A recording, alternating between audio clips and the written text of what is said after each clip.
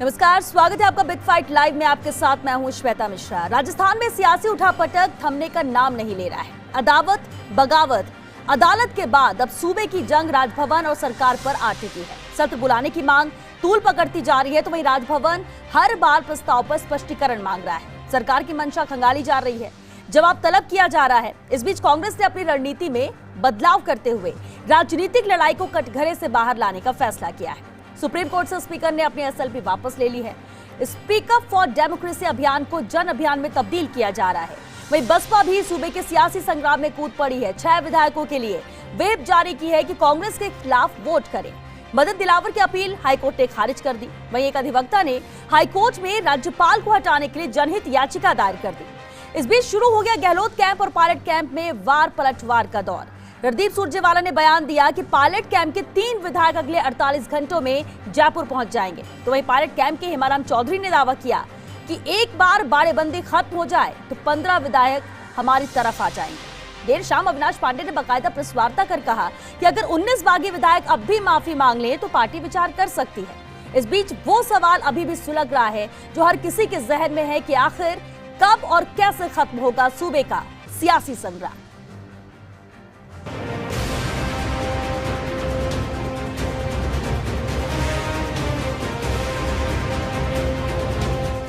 सदन चलाने का अनुरोध राज्यपाल से कर रही है और हर रोज नए नए क्वेरीज के बहाने आप डिले कर रहे हैं इस चीज को।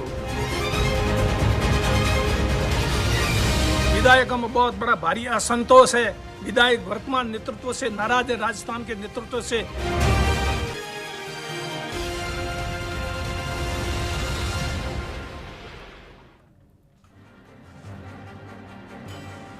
राजभवन वर्सेस सरकार ने बदल दिए हालात। सियासी रण में बसपा ने बिछाई बिसात।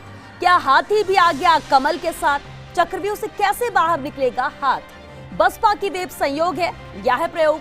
बीजेपी ने बीएसपी का किया सियासी उपयोग। क्या रंग लाएगी हाथी की मायावी चाल? और सबसे बड़ा सवाल, कब और कैसे थमेगा सूबे में सियासी बवाल? बिग फाइट में बहस आज इसे अहम मुद्दे पर, और बहस के लिए हमारे साथ खास मेहमान मौजूद हैं। चलिए उनसे रूबरू करा दे आपको। हमारे साथ बीजेपी विधायक मदन दिलावर जी हैं और साथ ही पूर्व अतिरिक्त महाधिवक्ता अभिनव शर्मा जी भी हमारे साथ हैं। आप दोनों का बहुत स्वागत है।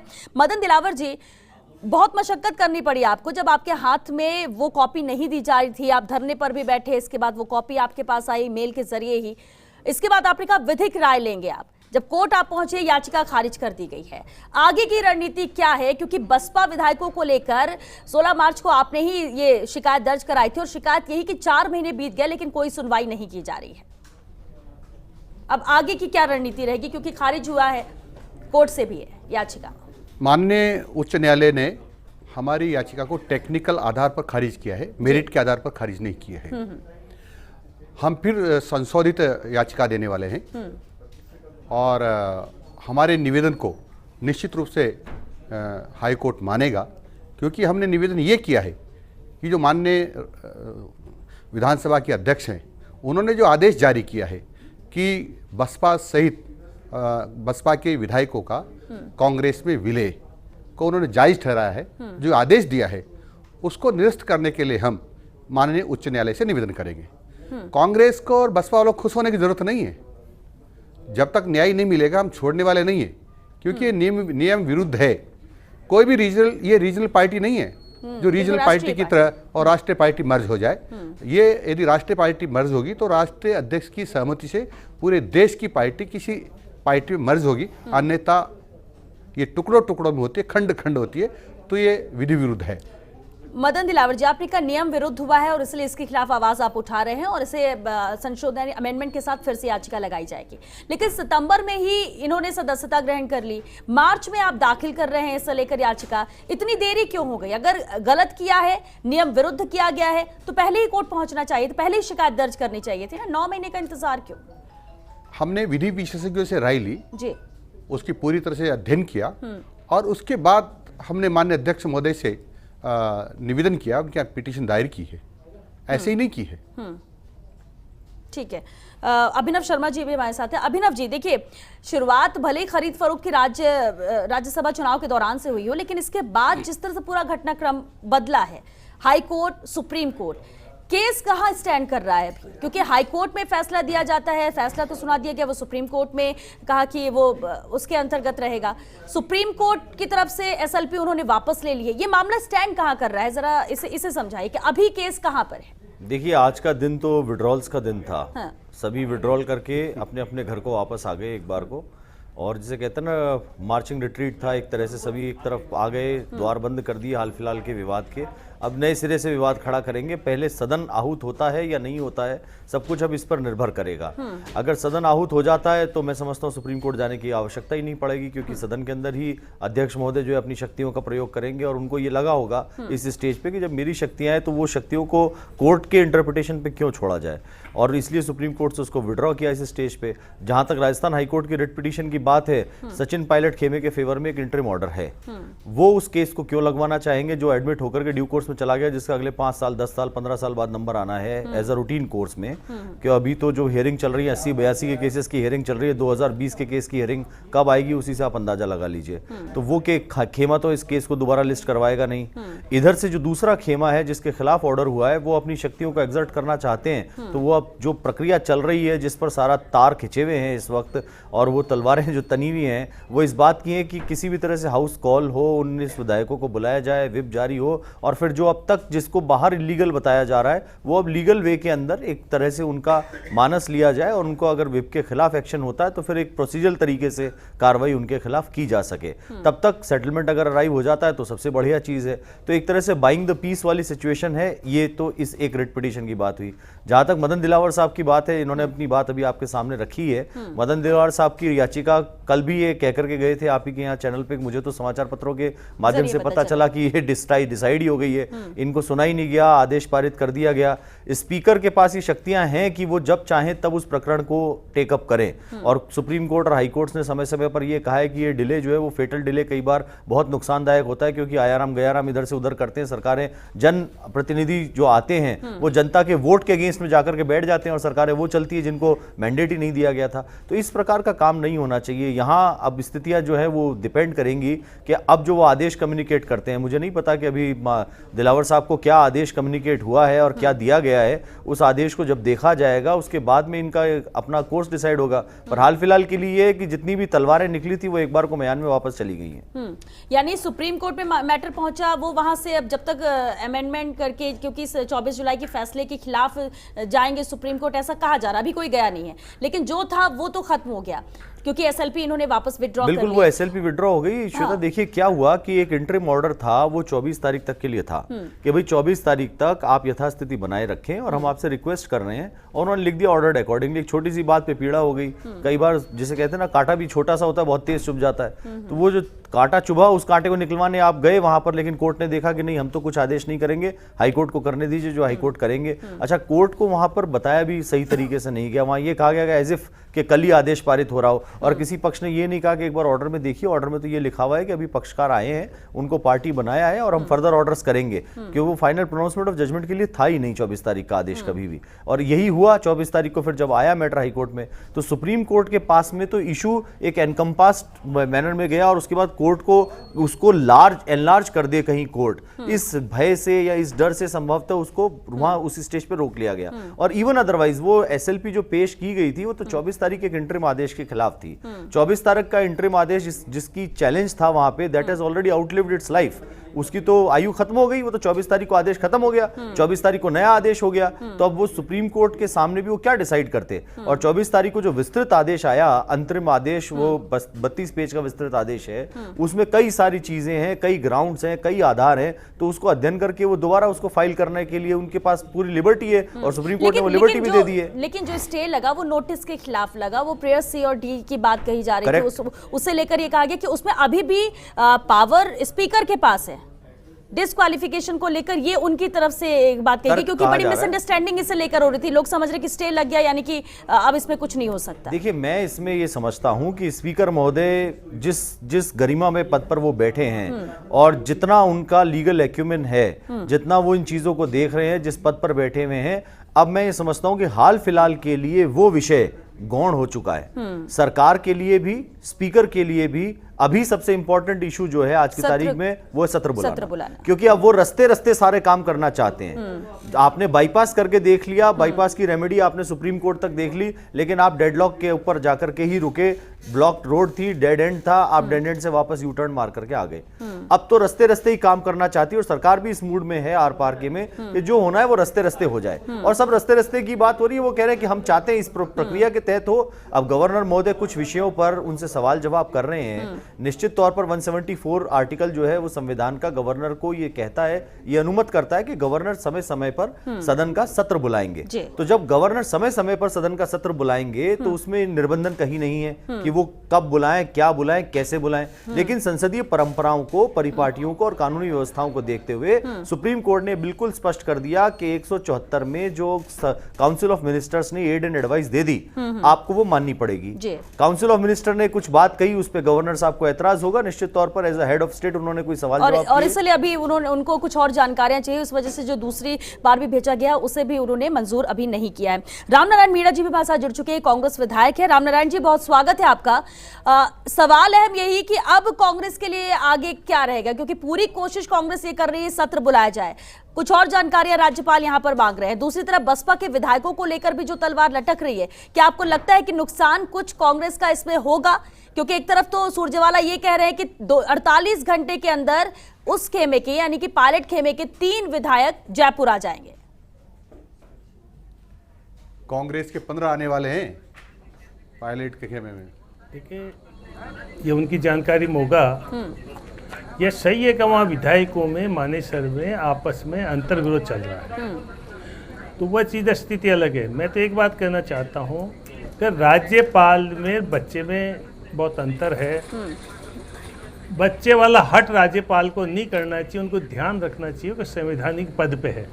जब कोई चुनिंदा सरकार, बहुमत की सरकार यदि सत्र बुलाने के लिए कहती है, तो ये राजनीतिक दूषित वातावरण बनाने का कारण यदि राजभवन बनता है, तो ये हमारे देश के प्रजातंत्र में बहुत गलत काला अध्याय लिखा जाएगा।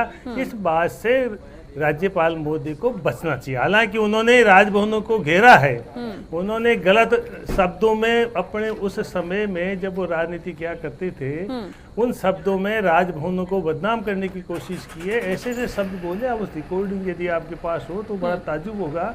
इसलिए गवर्नर साहब से अब भी हम तो यही विनती करते हैं। और फिर दूसरी बात ये कि ये सारी जानकारी हमारे देश के प्रधानमंत्री को है। हमारे प्रधानमंत्री को, हिंदुस्तान के प्रधानमंत्री को जानकारी होने के बाद भी कॉन्स्टिट्यूशनल तरीका जब अपनाया जाता है तो हमारे लिए बहुत दुर्भाग्यपूर्ण है।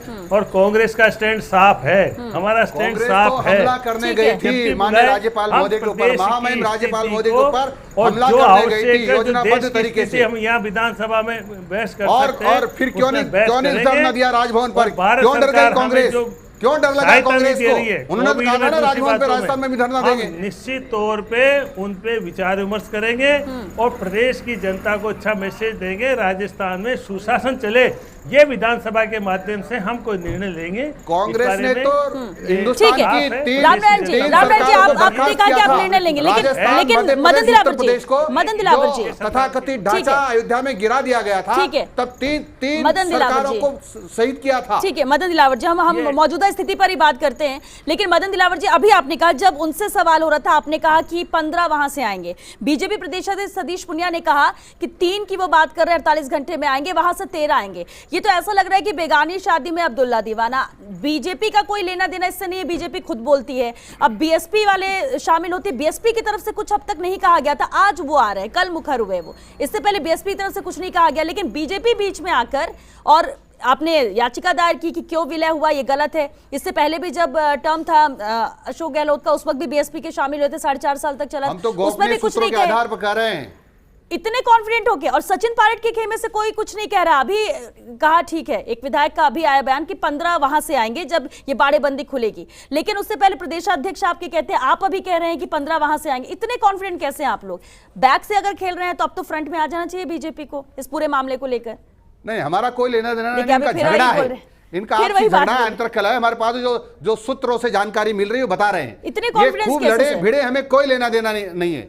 लेकिन राजभवन पर जाकर राज्यपाल महोदय पर हमला करने की कोशिश करेंगे तो ये गलत है। ये हमला- हमलावर है, आक्रमणकारी है। कैसे कैसे हमला हुआ? वो तो वहां पे हमला बैठे वहां हुए जाकर थे, के रामधुनी सारे कर रहे MLA गए, थे। बिना हाँ। बिना राज्यपाल महोदय से अनुमति लिए, एक की अनुमति दी थी माननीय मुख्यमंत्री जी की, सबको लेकर गए और वहां जाकर नारे लगाए कि अशोक जी गहलोत तुम संघर्ष करो, हम तुम्हारे साथ हैं, जोर जुल्म की टक्कर में संघर्ष हमारा नारा है। यानी सारे विधायकों को उकसा रहे थे अशोक जी गहलोत साहब कि राज्यपाल महोदय पर हमला करके इनको शारीरिक क्षति पहुंचाएं। ये कभी इंटरप्रेट बर्दाश्त बीजेपी नहीं कर होगा। रही है कि ऐसे ये ऐसे किसी किया भी गया कीमत होगा। पर बर्दाश्त ठीक है नहीं रामनारायण जी, करेंगे क्योंकि और इससे लेना देना हमारा है। ठीक है रामनारायण जी भी तो वहां गए थे। रामनारायण जी, राजभवन आप लोग भी गए थे, राज्यपाल के खिलाफ नारेबाजी करना या उनको घेरना, उन पे हमला करने की बात यहाँ पर कह रहे हैं मदन दिलावर जी कि ये सब करने के लिए आप लोग गए थे और ऐसे में सुरक्षा को लेकर भी सवाल उठाए जाने लगे थे कि क्या पुलिस पर जी का आचरण आप जानते हो जी।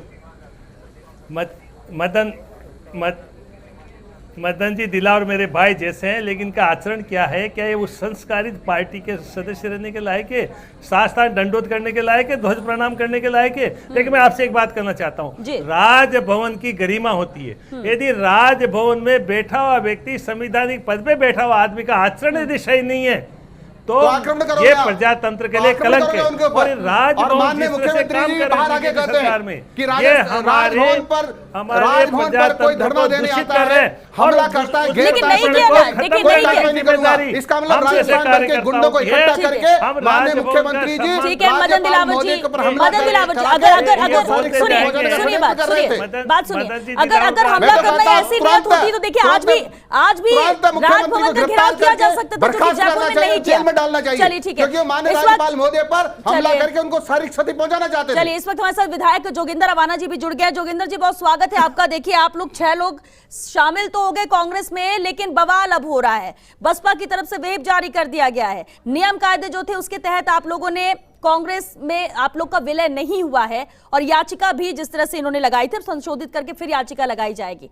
सवाल पूरा बसपा के इन 6 विधायकों को लेकर ही इर्द गिर्द घूम रहा है। कितना जायज था आप लोग का विलय, जबकि राज्य स्तर पर नहीं, क्योंकि वो नेशनल पार्टी है और इसलिए कहा जा रहा है कि जो नॉर्म्स हैं, जो नियम है, उसको फॉलो नहीं किया गया है, क्योंकि ये कोई राज्य की पार्टी नहीं है। बसपा के चिन्ह पर आपने चुनाव लड़ा है, बसपा राष्ट्रीय स्तर की पार्टी और ऐसे में ये गलत है। अवाना जी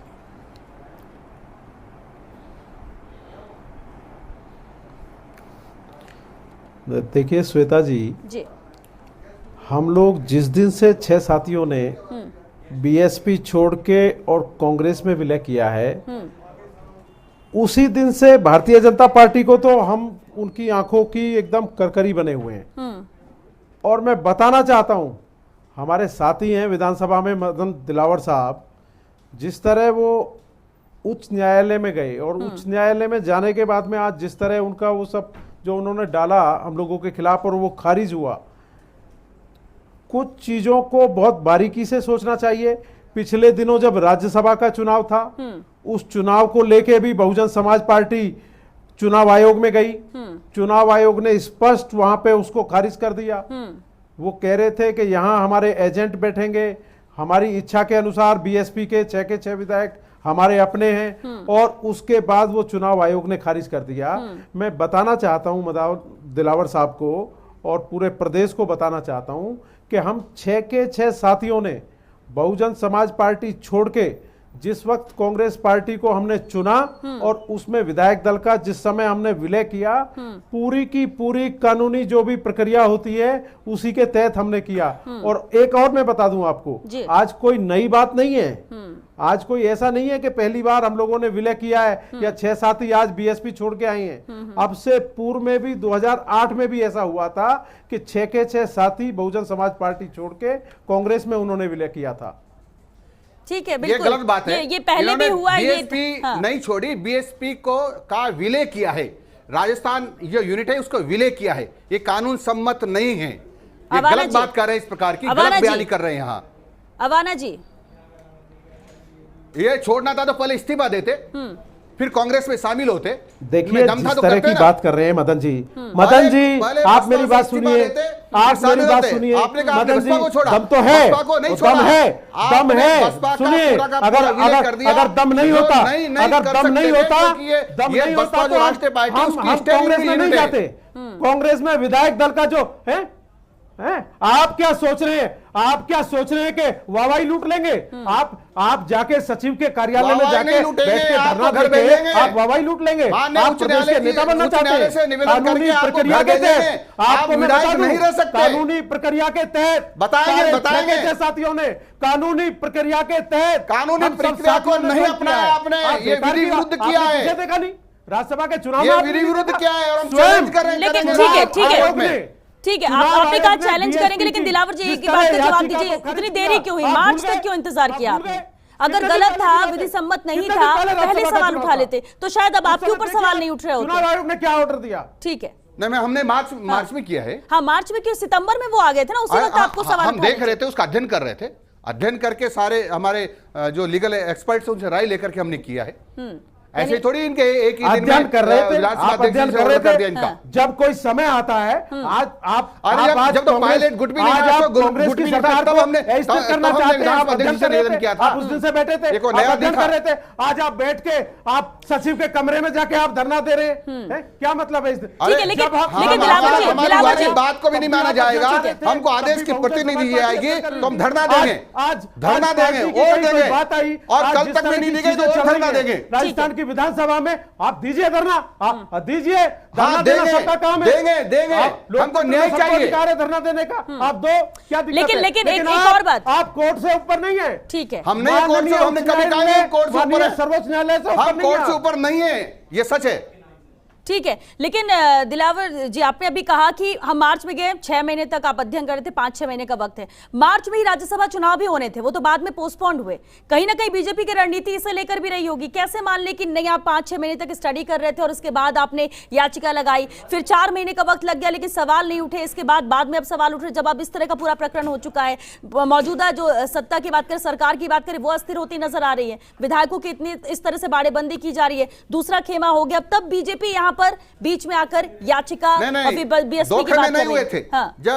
जब पायलट ग्रुप और गलौत ग्रुप नहीं था, उसके पहले ही हमने किया है। और मैं तो पहली बार देख रहा हूं कि कांग्रेस सारे विधायकों को बाड़ेबंदी में और मुर्गे की तरह दड़बे में बंद कर रखा है और वह विधानसभा का सत्र आहूत करने का आग्रह कर रहे हैं। देखिए, अब एक चीज और है, राज्यपाल महोदय से, एक चीज और है। राज्यपाल महोदय से अब सारे के सारे दड़बे में बंद हैं, उनको तो बिल्कुल कैद कर रखा है।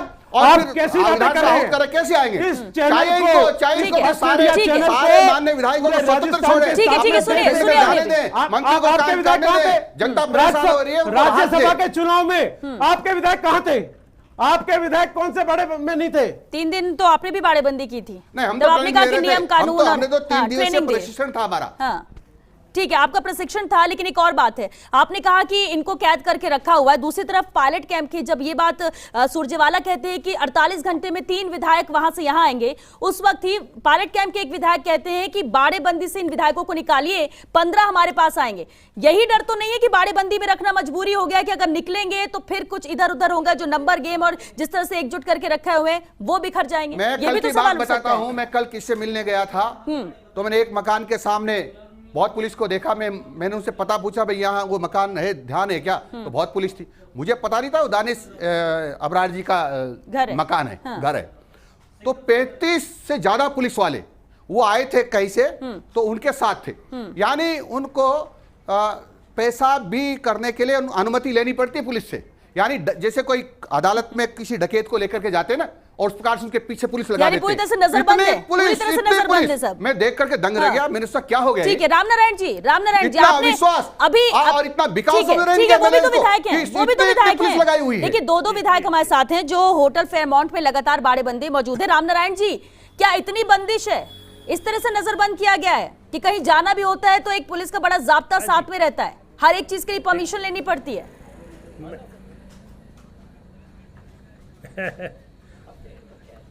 माने श्वेता जी, जी। मैं आपके टीवी चैनल के सामने बैठा हूँ, मेरे आसपास कोई पुलिस ही नहीं है।